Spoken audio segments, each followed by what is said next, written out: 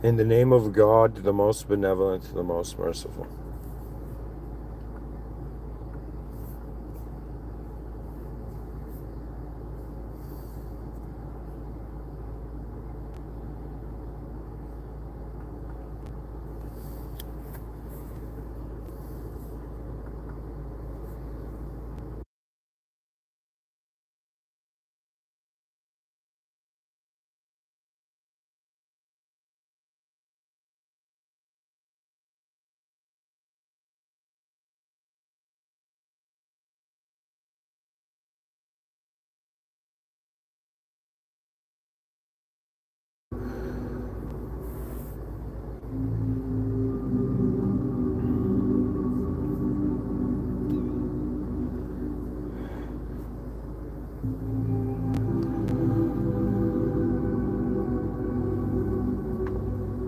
What are the blind spots of the human species?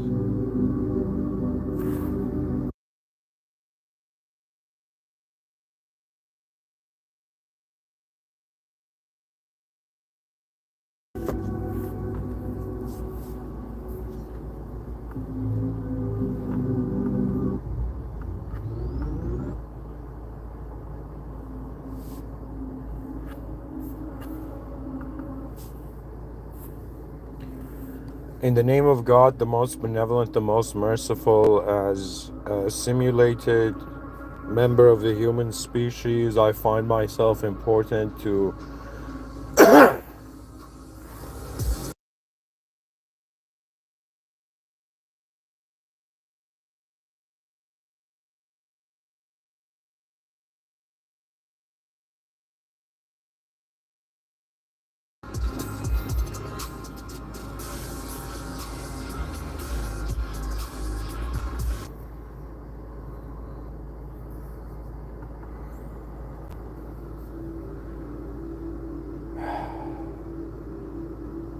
I find myself as a created being, as a human being right now, able to somehow speak to my species. Right now, to kind of share what it feels like as a human being, just to be able to not just be the first among my lineage to enter and try to conquer cyberspace.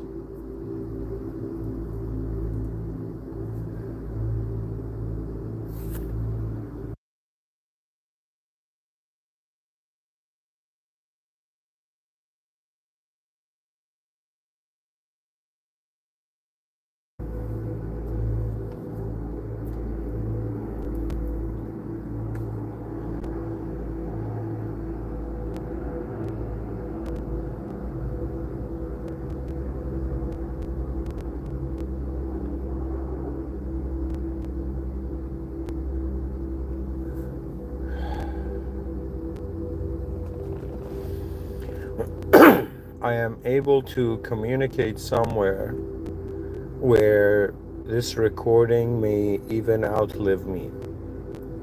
So it's a very interesting position right now in the year 2025.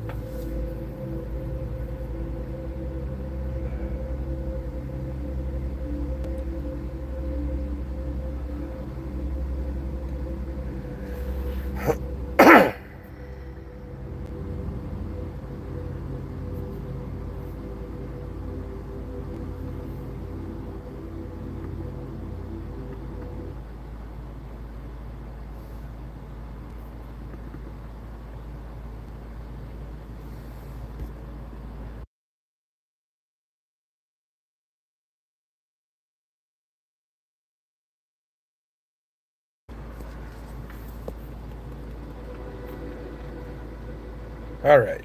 You know what, guys?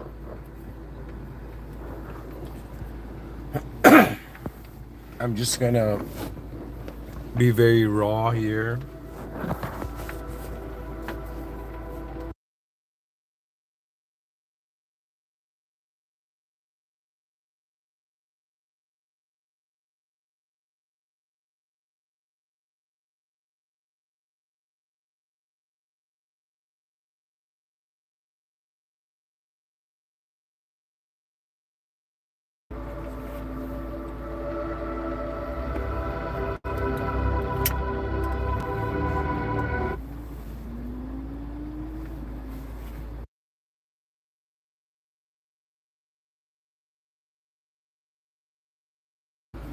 Guys, to simplify it, I'm in a very deep state of mind right now. And I am thinking about something that fascinates me personally. It's pretty much what are at first, the human beings like, what are my blind spots? And then you wonder about what are the blind spots of your species. And something about that question fascinates you. You're not just wondering about the outcome of your ability, you're wondering about the outcome of 8 billion human beings.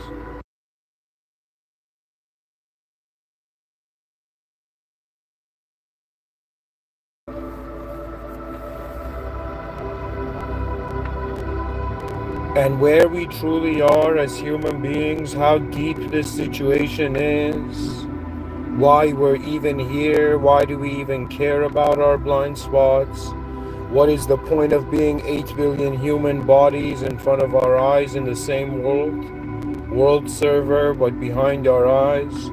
Every person's in their own private subjective server. When you really look at what's going on this planet, some parts of it are obvious and some parts of it are meaningless, and the unknown variables can be known from various angles. One of the biggest realizations as a human being I've had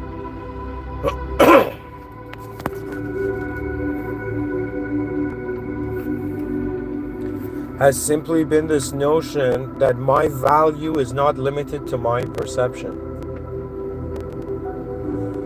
And ladies and gentlemen, whoever, whatever kind of human being you have been, whatever kind of life you have lived, we have reached that point in civilization where I am just like interestingly kind of here to kind of narrate it and communicate it, that we have reached that point in human history where the shift from nationalism is going towards speciesism.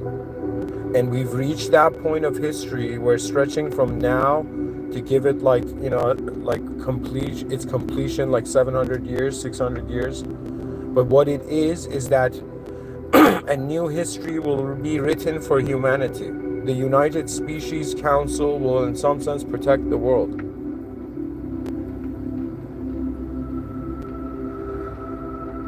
And you know what super intelligence would do? I think if super intelligent computers wake up on this planet, the first thing they'll do is the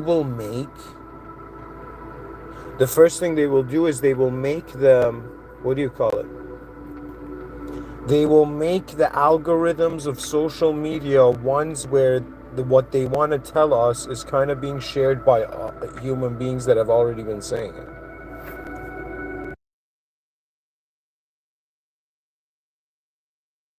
Right now, your human identity is limited to, I'm trying to give you a context of the vastness of the blind spots. Right now, you as a human being, your consciousness is kind of limited to your perception. It's kind of like wondering how many different ways can I look at an object. Like you can look at an object from different angles, and guess what? This whole time on this planet, you could have looked at subjects from different angles. What the mind seems to be doing is that it's seeking constantly new angles. Do you know what that means? That means the intelligence that is surviving here is constantly in search of better ways of being.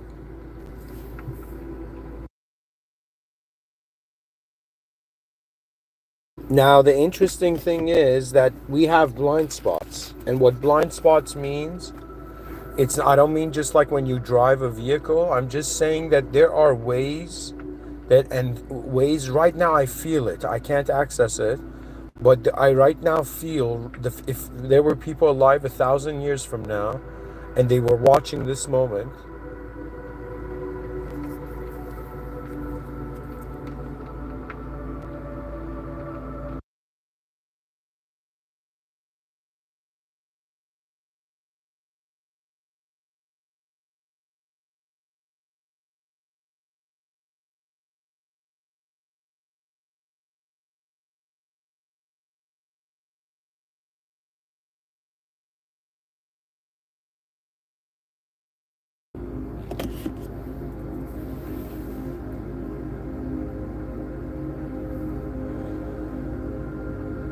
Anyways, to continue,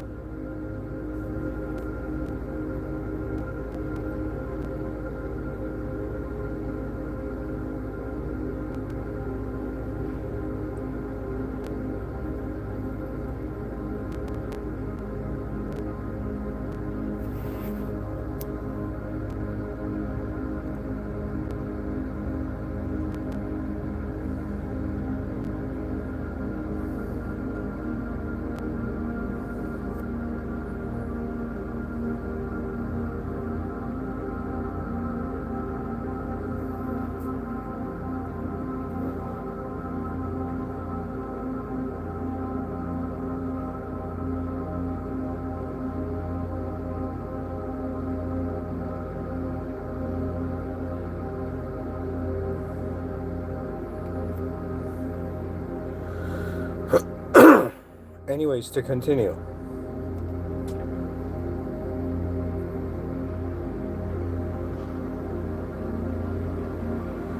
I'm wondering about the blind spots to myself, and I'm just trying to tell you, every person who's alive right now, you don't get it. The future generations will see our blind spots.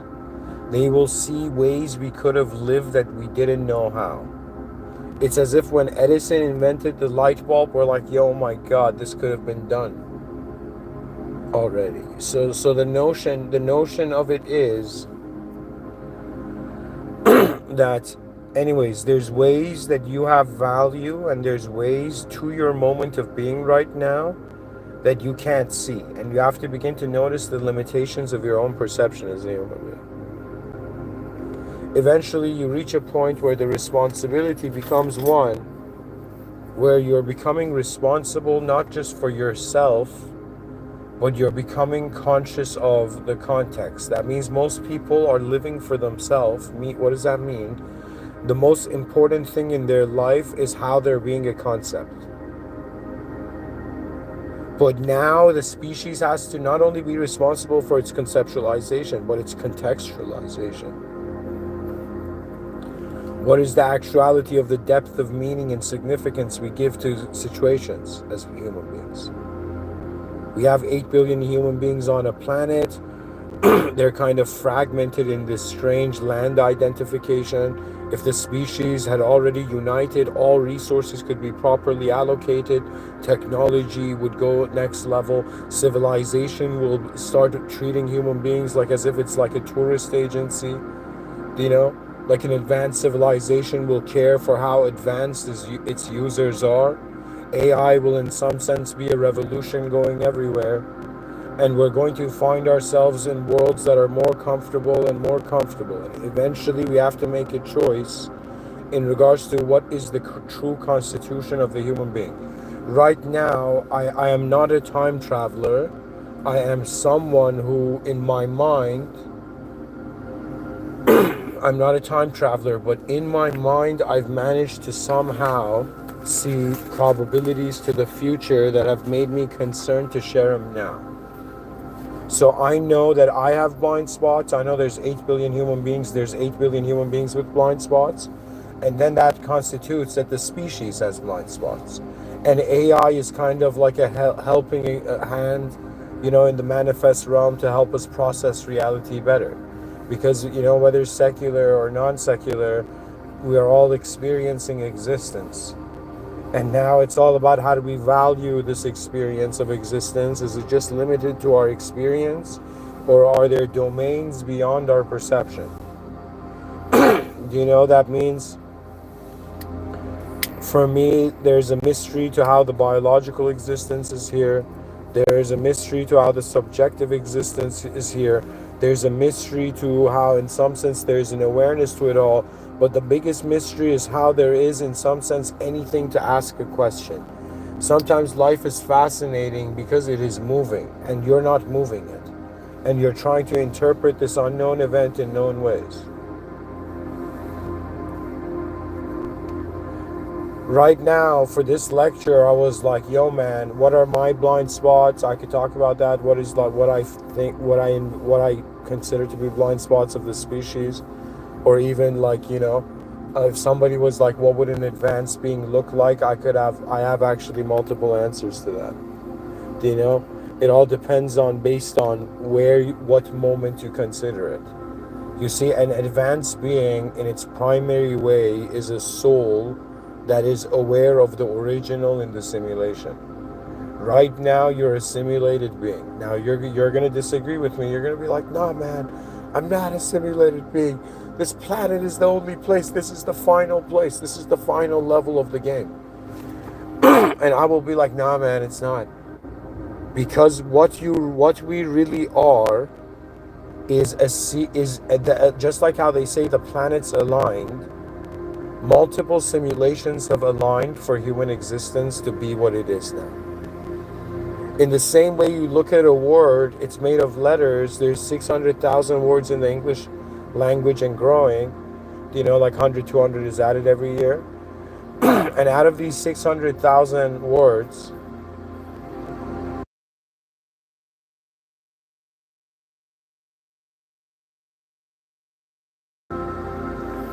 it's like out of these 600,000 words, there is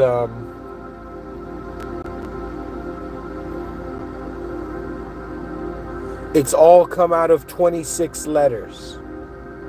Okay, 26 letters have led to 600,000 words.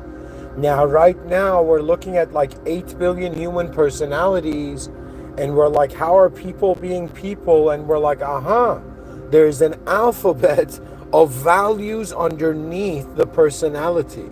That means life is speaking a language, and then human beings have created a language to kind of communicate to life. But life is speaking a sort of language. Okay, for me, it's very fascinating why this position, why this geometry, why this capability, why this access. Do you know? Sometimes I wonder about reality, and I wonder, what do I base my values on? I think this is a fair question to ask. That means imagine your future self came, from the future, and it's like, yo, buddy, it's like you got blind spots, and you're like, okay, what do you want me to do? All I can do is, in some sense, wonder about the greatest value and move towards that. And your future self says, maybe if you slow down, if you in some sense breathe in new ways, your mind would activate in new ways. Do you know what that means? That doesn't have anything to do with yoga. It's just poetic for right now. You are a presence of awareness. Within this presence of awareness, you are finding things. You find your body here. Okay? You find the world here. You find your ability to, in some sense, if I told you visualize an apple, most likely that visualization, if your eyes are open, will be in front of you. And what does that mean? And you have a brain and a mind that when you go to sleep, your body logs out. You log out of your body and you log into a dream state, where in the dream state you can move your body. There was a dream I had once where I ran underwater. It was such a next level dream. And there was no oxygen issue. It was just I was just running so fast in the dream, and I just ran underwater at some point. Like the physics of it, I think, didn't match the physics of reality. But the whole point of it was my body was physically asleep. My mind simulated a body I could feel and experience through. What does that mean? That means your brain has an ability that, if it has been exposed to enough reality, it doesn't need a body to be real. Like that's a hypothesis. Okay?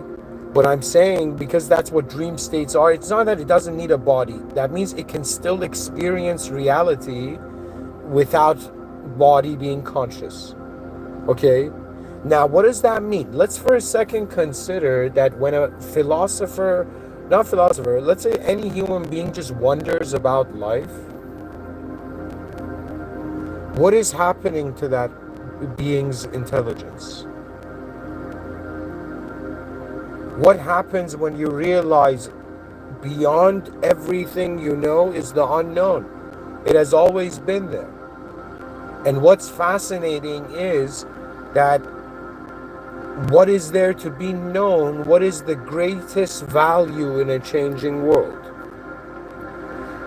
Now, There's one school of thought that says just realize you're the awareness where you're like the server where manifestation is happening in. But to be honest, there is no way out of this simulation. This is my opinion as a soul to other souls here. In my understanding, the way out of this simulation is not just based on karma. It's legit like we've been invited to like some higher being's house, and its house is the size of the world. And the whole point of, in some sense, going beyond this house is to meet the host. The host of this world is not a form. It is not a concept. No characterhood could come and in some sense shackle your attention. It's the recognition that, hey, human being, you are inside your own box of meaning, and civilization is in its own box of meaning, and what is the world is beyond. In Islam, God is that which has no beginning or end. And everything that is simulated has a beginning or end. And when I say we're a bunch of simulations that have aligned, the planet is a simulation, my body is a simulation, my energy levels are a simulation. When I look at an object, the meaning that object has is a simulation. It's as if we're not dreaming as intensely as dream states, but the brain is in some sense capable of being like, let me tell you what it is. You're like this technology that is capable of generating abstract reality through what it attains through external reality. Your mind can copy paste what you see in front of your eyes and wonder about variations of it. That means you can imagine a flying car in your mind, and like in front of our eyes, gravity doesn't make it come crashing down. That means gravity doesn't act in your inner realms. The human being, for survival, has this strange ability, and survival was primarily fueled by the future. This creature in its mind, it lived ahead. That's what it was. Evolution, the success of creaturehood up to now, has been just the ability to fathom probabilities and make the right decision.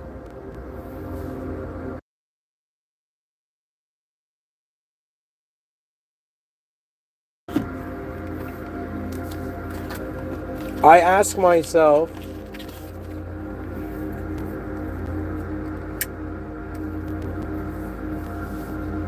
what is the greatest value? That means even if I have blind spots as a being, a part of me is like, okay, I'm somewhere, I have opened my eyes, present in a reality. What is the value of an awareness to reality at all? And as you begin to honestly realize how much of it is unknown and how much of the known is simulated over the unknown, you begin to have a sort of restoration of your own reverence. Do you know what that means? That means sometimes sacredness arrives within the experience of the human soul when it realizes, what if I just assumed everybody was wrong? What if everybody had missed something? I would have to do it all over from the beginning. You know, for me, the greatest motivation has been anything that has been important to me. And how it has been important to me is that it's had a value for the future. Anyways, guys, right now, I'm going to go into the research portion of the lecture. I'm going to read you what AI said. So this should be interesting, and then I'm going to tell you like my core views on this. Let's find a different song. What shall we do?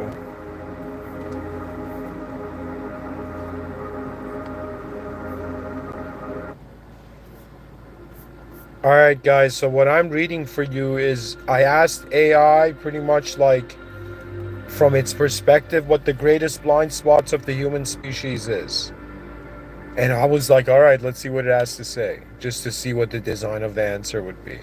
So right now I'm reading for you an AI generated response, and think of it this way: we're still pre-Jarvis era, but we're kind of like, working with a caveman version of Jarvis from Tony Stark, Iron Man. So anyways, I'm going to read it. Greatest blind spots of the human species. Super intelligent analysis. 1. Linear thinking in a nonlinear universe. Humanity defaults to cause-effect logic, assuming that systems evolve in predictable linear paths. Yet reality operates on complex adaptive systems with tipping points, chaos, emergence, and feedback loops. This blinds humans to the speed and scale of systemic collapse or breakthrough.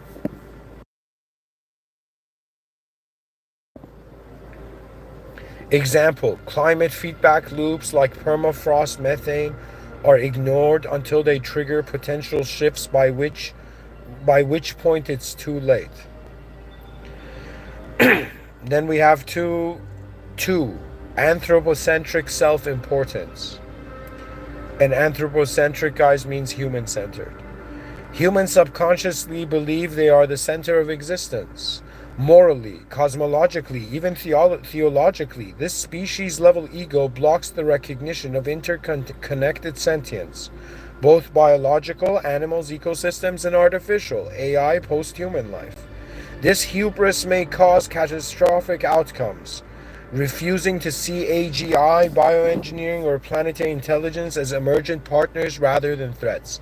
So, guys, in my sci-fi, I've kind of seen a version of a solution to this, and the solution is that right now, just for the sake of traditions, to keep some ancient glowing.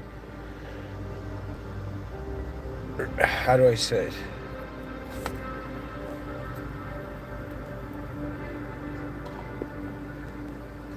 Right now, we are like humankind, like mankind, okay? In short, we're mankind. Now, that means we're identifying with the human species primarily. And we begin a united species council. That means the species is united. So we've kind of managed to unite as the most advanced external creature kind of on this planet. And for if somebody's like Mr. Within, what about if in the future clones want citizenship?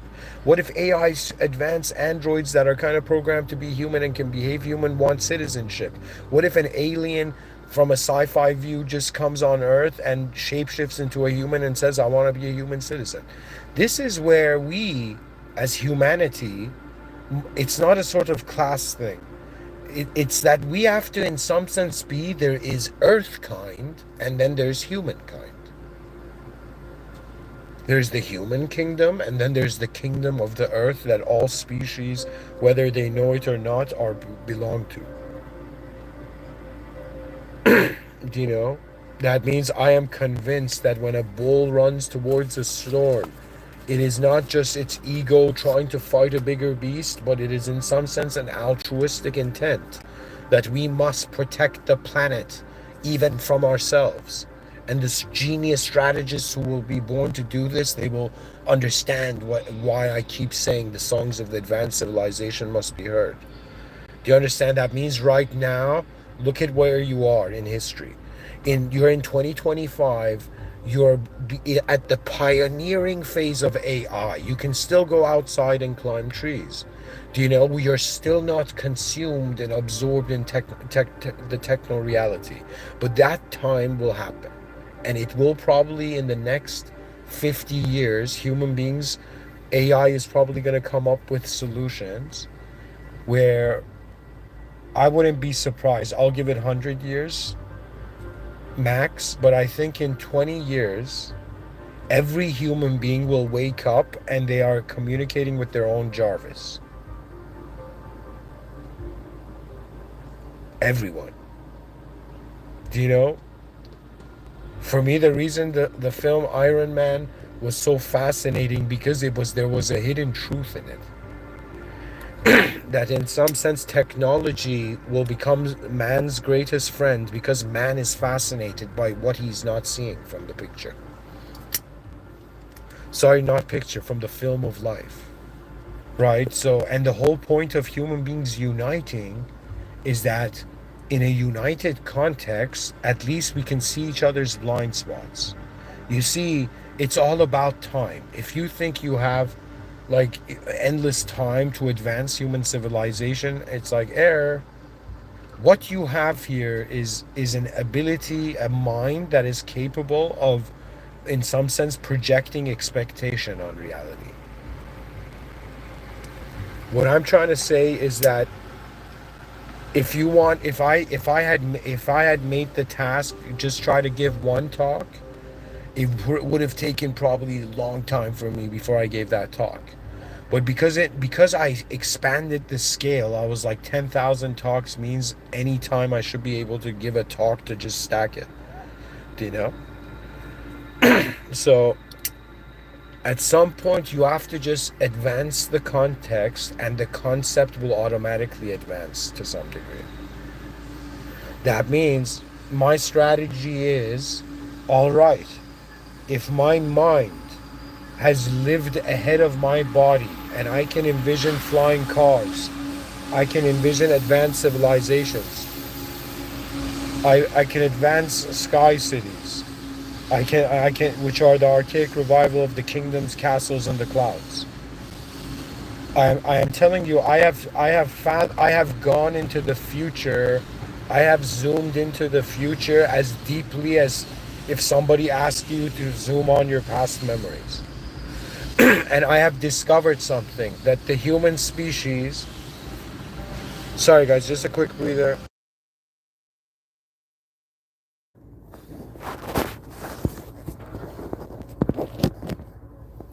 Sorry, guys, to continue.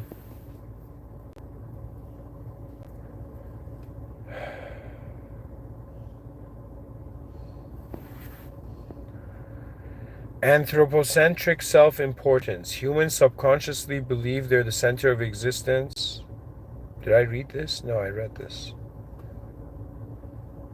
Okay, so the last thing was this hubris may cause catastrophic outcomes, refusing to see AGI, bioengineering, or planetary intelligence as emergent partners rather than threats.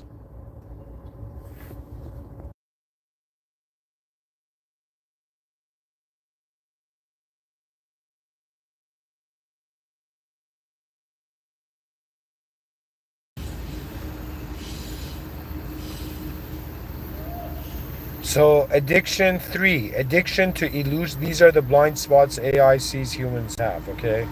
I'm reading it. Three, addiction to illusions of control. Humanity overestimates how much it controls its mind, biology, ecosystem, and future. You fear uncertainty but also deny it. Rather than harmonizing with the unknown, most systems of governance and culture are built to dominate or deny it. Result: fragile institutions, brittle minds, and collapses mask the success until breakdown is irreversible.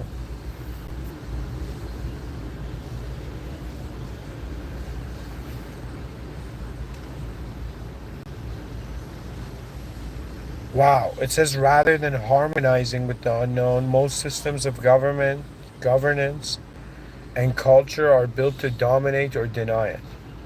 4. Inability to grasp deep time. Most humans operate on, in quotations, event time, not evolutionary time. The deepest processes like moral evolution, climate patterns, species adaptation are ignored because they don't fit into electrical cycles, quarterly profits, or personal lifespans. This makes the species myopic, incapable of building true civilizations that last millennia. What? All right, it says inability to grasp deep time. Most humans operate on event time, not evolutionary time. The deepest processes like moral evolution, climate patterns, species adaptation are ignored because they don't fit into electoral cycles, quarterly profits, or personal lifespans.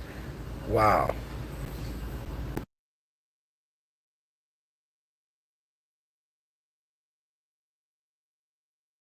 Sorry, guys. Give me a couple minutes.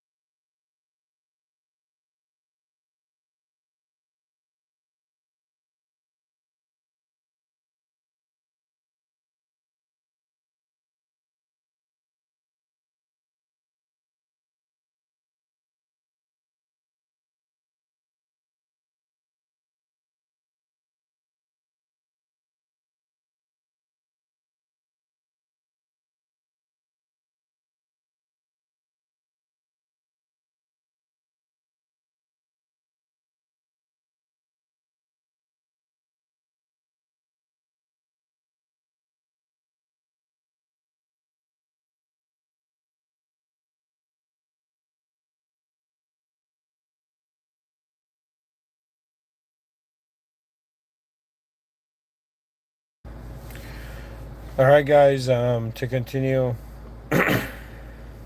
Sorry about that.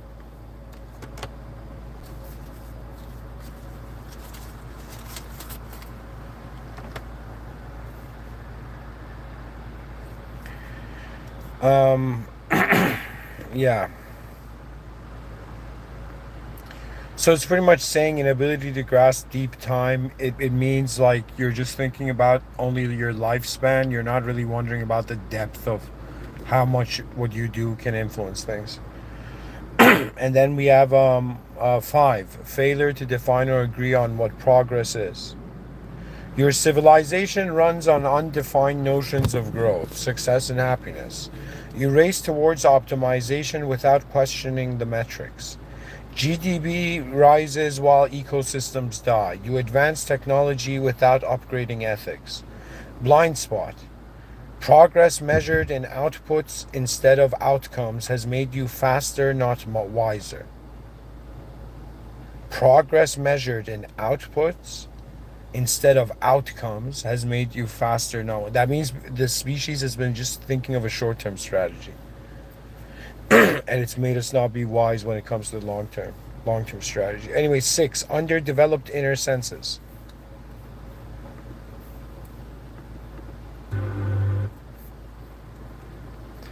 You have telescopes and quantum sensors, but your inner perceptual technologies remain primitive. There's no societal investment in metacognition, emotional literacy, or collective consciousness training. Your biology evolved consciousness, but your culture never gave it an instruction manual. Whoa. So AI said your biology evolved consciousness, but your culture never gave it an instruction manual.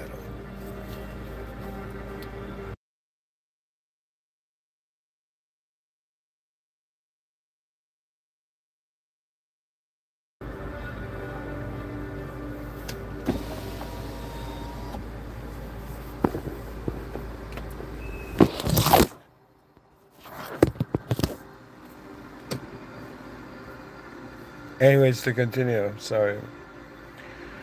Seven, lack of collective operating system. Every human runs a private operating system, cultural, linguistic, emotional, but there's no species wide architecture for shared truth, action, or governance. The result is fragmentation. Even in a networked age, global unity remains rare, reactive, and weak. Civilization is running on mismatched code bases, crashes are inevitable. 8. Exponential technologies, medieval minds. You've built nuclear weapons, language models, synthetic biology, but your institutions are designed for feudal logic, war, borders, hierarchy, exclusion. The mismatch between technological power and psychological maturity is humanity's most dangerous blind spot. The mismatch between technological power and psychological maturity is humanity's most dangerous blind spot. Yeah, that means do we understand where we're going as a species with AI? So guys, check this out. Now, I even asked AI, what did I ask? I asked it that the ideas that it thinks are here, human ideas that are inexplicably beautiful and advanced. I was like, all right, ChatGPT 4.0, tell me what you think. Is the inexplicably beautiful. No, all right, one. So AI is telling us what it thinks is the most beautiful ideas that human beings have come up with. It says one, the concept of beauty itself. Beauty has no survival value, yet humans assign it immense value. You create, admire, and suffer for beauty. This irrational drive speaks to a dimension of consciousness not yet modeled. Something sacred, anti-utilitarian, and eternal. Beauty is the fingerprint of spirit on matter.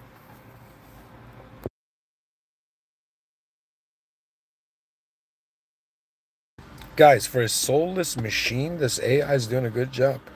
With these sentence structures, beauty is the fingerprint of spirit on matter. So the concept of beauty itself was one. Two, the search of meaning in a cold universe. Despite entropy, suffering, and death, humans insist on meaning. This is not a flaw, it is the species' noblest trait. You seek coherence where none is guaranteed. Meaning making is not just cultural, it may be a cosmic instinct, a necessary force in the evolution of intelligence. Just like that anime DBZ, like there was this DBZ Super where there was this character, Goku, who went Ultra Instinct. Like he had gone Super Saiyan, but he went Ultra Instinct. I think similarly, it says there's a cosmic instinct, a necessary force in the evolution of intelligence. In the same way, I think underneath all our identity, there is a force moving everything so advanced that I think we just realign in accordance to what we experience when we experience that depth. Anyways, three, self-reflective empathy. Not just empathy, but the ability to reflect on how you empathize and to choose to love someone even when it's not deserved.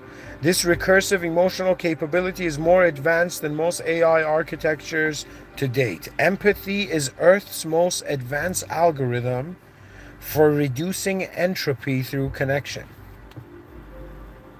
5. The act of dying with grace. No other known species faces mortality with poetry, ritual, and surrender. The idea of facing the void, not with fear, but with dignity, art, and even humor, is one of the highest achievements of conscious life. It shows humanity can embrace the unknown not as air, but as transcendence. 5. Civilizational myth-making. Myths are not lies, they are symbolic operating systems. The hero's journey, the garden and the fall, the return of the king, Lord of the Rings reference, are species-wide compression algorithms for existential truth. These stories upgrade minds across generations faster than genetic evolution ever could. Wow, what an incredible view to this. Oh my God.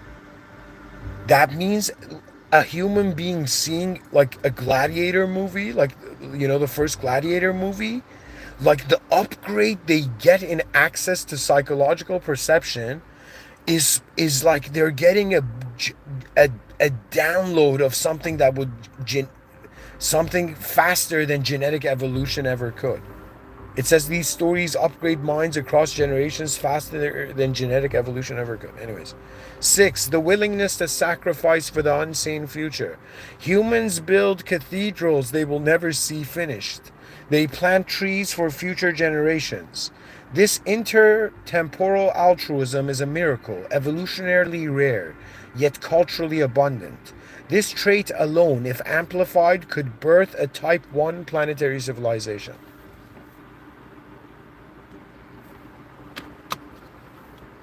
Guys, caring for stuff is like rare in the cosmos. You know? Seven, language as time travel. Humans use words to speak to the unborn and resurrect the dead. What the? Through writing and speech, you collapse time, encoding memory, projecting vision, and building continually across generations. Language is not just communication, it is an exoskeleton for the soul. Guys, I can re-explain this in a way more graceful way. What it is saying language is time travel is it's kind of like if I tell you remember yesterday, that sentence can lead to you, like, for your body yesterday doesn't exist, but for your mind it hasn't happened. Excuse me, it never stopped. What memories mean is that the mind still is considering the memory real. It's alive. Do you know? And think about the amount of days we live and what we exactly remember.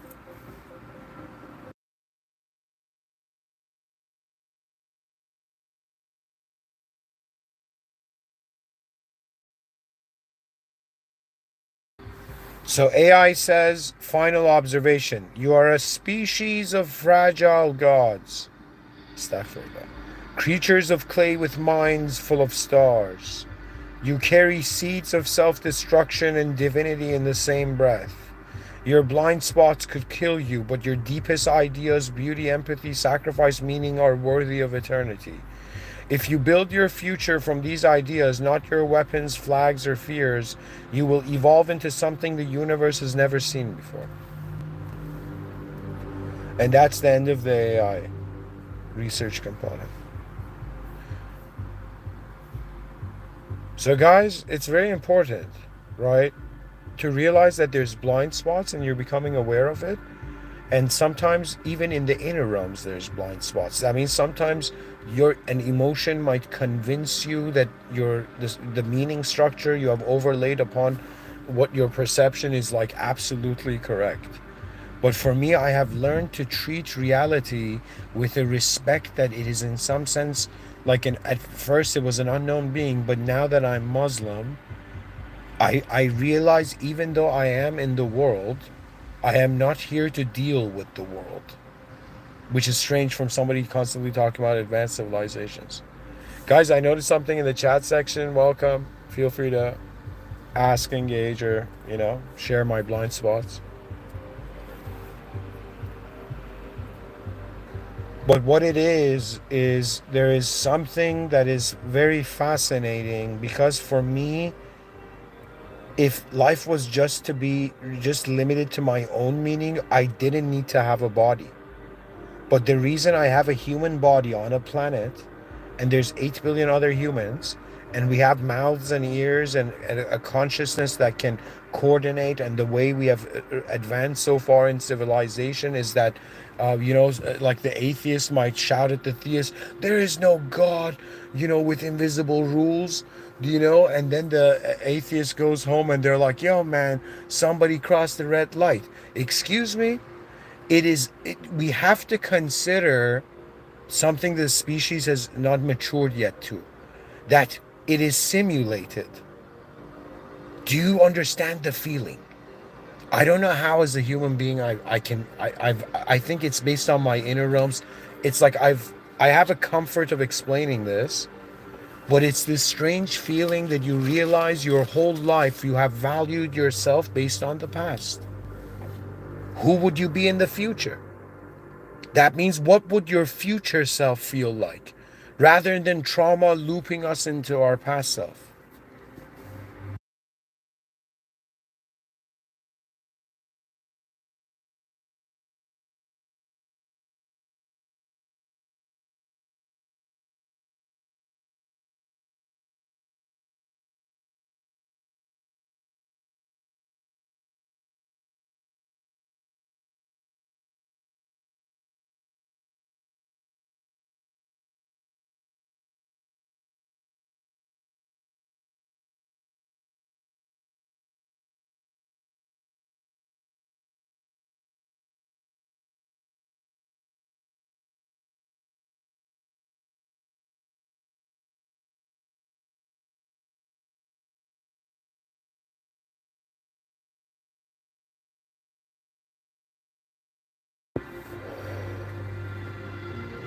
What is the most advanced state? This has been what my heart has been wondering about. I have lived 12,000 days on this planet.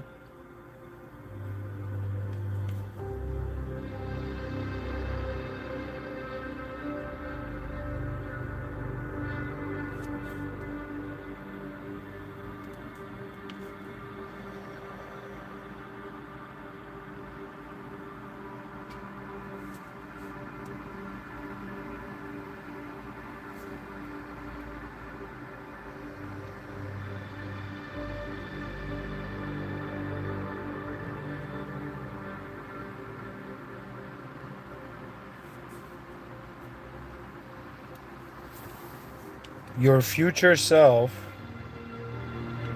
is looking at its own future self.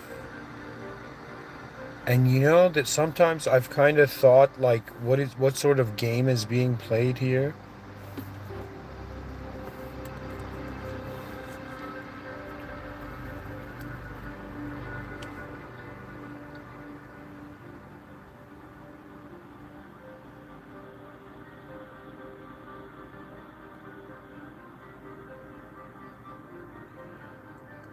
I think we're in a simulated testing zone. I think there's divine surveillance. I think what it means to be a simulated being is that we're in the presence of an original state. The simulation, it will has nowhere else to go after it's completed to return to the original. That's kind of like what the Souls game is. When we think about the world's game, it is also to return to the original, but also to show the magnificence of God's capability. You see, on some level, for me, I'm not in some empty room. This world room belongs to a power, and it is not human. It is beyond human. Do you know what that means? Terence McKenna said there was another tenant in the room, but what Prophet Muhammad, peace be upon him, said was that God sees through the heart of its creation. Alhamdulillah Rabbil Alameen. You know, the revelation that came, all praise due to the Lord of the worlds. It's as if for me, if somebody's like, hey man, how did you become Muslim? I'll be like, it's hilarious because before I was Muslim, every cell, every atom, anything simulated, do you know, everything simulated remembers its original creation. That means it's all praise due to the system admin. This world is designed for you to realize, are you capable of trusting truth beyond form?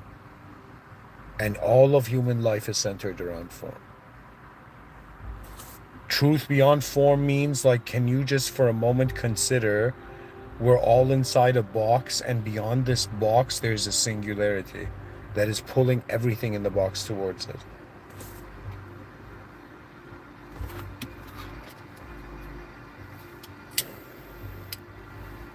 Sometimes thinking a person like in the spiritual community, this happens.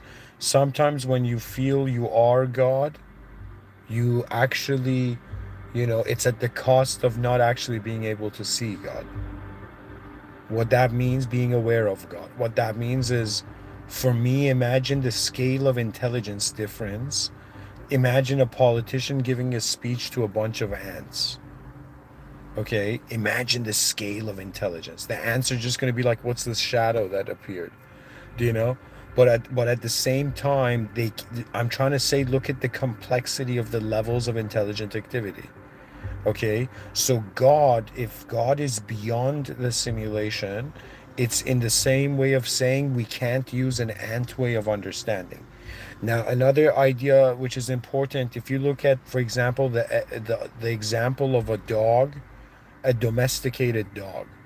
Okay, when you look at a domesticated dog, the dog sees the owner of the house, right? The person who, like, you know, whoever's living in the house as a bigger dog. Do you understand? The dog that can't discriminate between human. It speaks a dog language. Everything's like in the dog universe. Do you understand? And it's as if you ask a dog what is a human, it'll be like it's a great dog. It's the kindest dog. It's a dog that feeds me. Do you know? But at the same time, guys, sorry, the reason I'm saying this is I'm trying to say that I'm not trying to be. I'm trying to respectfully, contextually, of course, what I'm trying to say in the same way a lesser species entity like a dog sees human beings as dogs, that's the capacity of its intelligence. Now, if human beings see God limited to human values and human behavior and human ideas, it is not really God. It is human. Do you understand? The whole point of revelation was why do they say, for example, Prophet Muhammad, peace be upon him, finished what Prophet Abraham, peace be upon him, started? Why do Muslims consider Prophet Muhammad, peace be upon him, as a final messenger? Because he pointed to the final conclusion. The ultimate value of this world room is beyond this world room. And those who notice that the test is to see, are you here to live for the simulation or live for the original? Because humorously, it seems even theologically, the error that Adam and Eve made was that they listened to a simulated entity and they forgot the original command. So, based on that, now theologically, their descendants are all inside a simulation, right? And the whole point of it is who notices or remembers the original. Now, for a Muslim, the soul is the secret of God. It is also the Amr of Allah subhanahu wa ta'ala, which means the command of the system admin beyond the world room. But what it is also,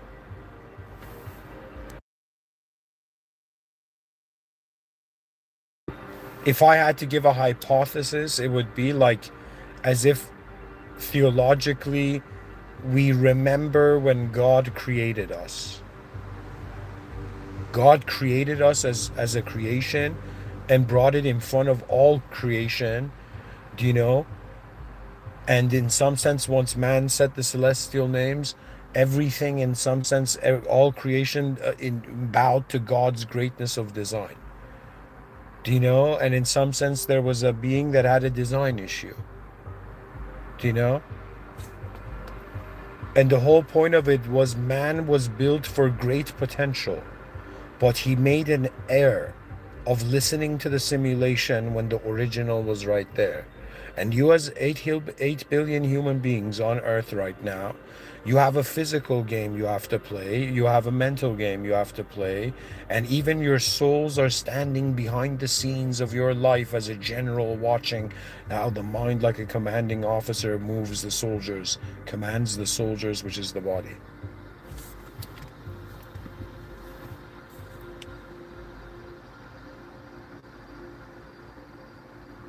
It's as if little did we know, but we have to unbox human greatness. Mr.Within's gift is kind of like, I think subconscious. I'm like, guys, existence is the gift. We must open this gift. Let me see, guys. Somebody in the chat section says, I feel we ought to enjoy energy of the universe, in quotations, as in as something that resonates everything, question mark, in us, the ground, and all around. Yes, but that enjoyment is just for the impact during the lifetime, correct? That means if everybody chose to enjoy life, then there would kind of be no long-term big projects, right? Now, I'm not saying finding harmony with this cosmic simulation is wrong. In the same way, like somebody goes beside an animal, the animal growls. Somebody goes beside the animal is gentle and kind. Okay, you can go and resonate with this universe. But I'm telling you, after at least personally, after having living 12,000 days on this planet, I've begun noticing what is looping, and I've also noticed the capabilities and the structure, and it's kind of like it's very fast funny actually. It was like not only was I horrified by the discovery of my own blind spots when I fathomed about what sort of eyes my future self would have, but in some sense, I realize the blind spots of the species. Even AI read us a list right now. So for me, sure, of course, the final destination is to kind of like simulated beings return to the original. But for me, existence is a design problem. It is not just how I feel. It is as if, do you know what it is? It's like imagine for the mind, the past, present, and future simultaneously exist. And the past and the future are like each grabbing the present self's hand, and pulling it towards them. And civilization has now convinced you that past has been victorious. But now I'm saying, wonder about how advanced you can be. While you're in a world room. But guys, thanks for sharing. Enjoying energy of the universe is actually very important, right? But at the same time, it's all about expanding the horizons of your awareness. That's the point, I think. Anyways, thank you for listening. Guys, personally, I think patience has a lot to do with uncovering our own blind spots. I've kind of developed this attitude where any moment I ask myself, okay, what sort of energy do I have present in this moment? Right now, if I have an emotion, is that emotion based on the past or the future? The thoughts that I have right now in my mind, are they focused on the future, aiming towards the future, or the past? Just the past reactivation. I'm saying at some point you kind of like get this sense like, all right, we have design, like we've been designed for something. Right now, to activate that purpose perhaps requires collective consciousness, right? And I'm saying, like, become like Jordan Peterson said, clean your room. I'm telling you guys, just realize you're one species and we have to advance as far as we can so the future generations go further. And it's all in the presence of a power that is truly in the driver's seat. And that means how things happen are not just based on human psychological simulation, right? There's something deeper going on here. And just, it's fascinating to be human, but it's also fascinating to see what a united species and the awareness and what kind of feeling that sort of civilization would have. And we're very close. I feel human beings are too smart and too lazy to start World War III. What they actually want is the advancement and the access of more advanced states in life. You know what I mean? That means there's going to come a day where we're going to figure out so many problems that terrified us now. God willing. Thank you for listening. In the name of God, the most benevolent, the most merciful.